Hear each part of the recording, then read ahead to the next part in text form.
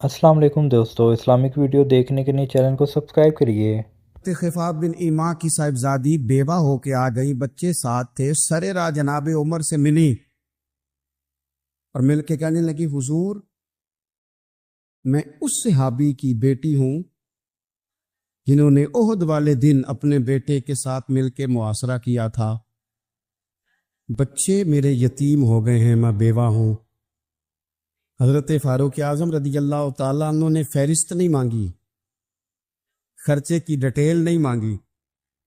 तुम आना, फलाने से मिलना, परसों 9 बजे आ जाना दफ्तर, ये कोई बात नहीं की। हजरत उमर गौर से खड़े, उस बेटी की बात सुनी।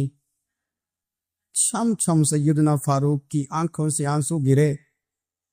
दौड़ के घर गए, एक ऊंट निकाला, वहां से माले गनीमत का माल के भर के 2 बोरियां, और बोरियों में क्या था?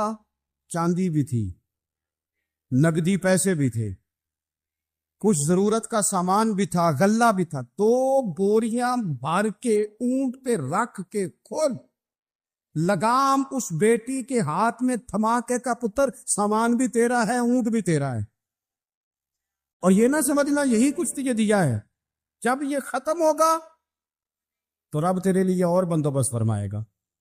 क्या माना कि ड्यूटियां लगा दी गई हैं, हमें पता है ये सामान कब तक खत्म हो जाएगा, पैसे कब तक खत्म हो जाएंगे, तेरे लिए मैंने नए हुक्म भी जारी कर दिए हैं। एक शख्स ने कहा, हुजूर एक बेवा को आपने कुछ ज्यादा ही नहीं दे दिया? कहा, एक ही खातून को आपने इतना नहीं दे दिया? तो हजरत उमर नाराज हो गए, फरमाने लगे, तुझे तेरी मार होए, मेरी नजरों में आज भी वो जलवा मौजूद है जब इसका बाप और भाई मैदान उहद में काफिरों के खिलाफ लड़ाई कर रहे थे। आज तक मेरी नजर में मौजूद है, तू कहता है मैंने ज्यादा दे दिया। अजीज दोस्तों, अरब शरीफ के अंदर बेशुमार मसाइल थे। बुत परस्ती, अकीदे का बिगाड़ सबसे बड़ा मसला था। उसके बाद फिर औरतों पर जुल्म है, गुलामों को बेचा जाता है, लोग एक दूसरे के हुकूक गस्ब करते हैं, ढेरों मसाइल थे। और सदियां बीत गईं।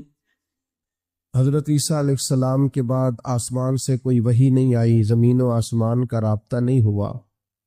बेशुमार मसाइल थे जिन पर फौरी इस्लाह की जरूरत थी। लेकिन जो पहली वही आई है ना गारे हिरा में, जो सदियों बाद जमीन का आसमान का आपस में पहला राब्ता हुआ है, वो ना तो बज़ाहिर अकीदा तौहीद पर है, ना औरतों के हुकूक की बात करती है, ना गुलामों की बात करती है। जो पहली वही नाजिल हुई है वो वही ये कहती है कि इक़रा बिस्मि रब्बिकल्लज़ी खलक, पढ़ो अपने रब के नाम से जिसने पैदा किया है।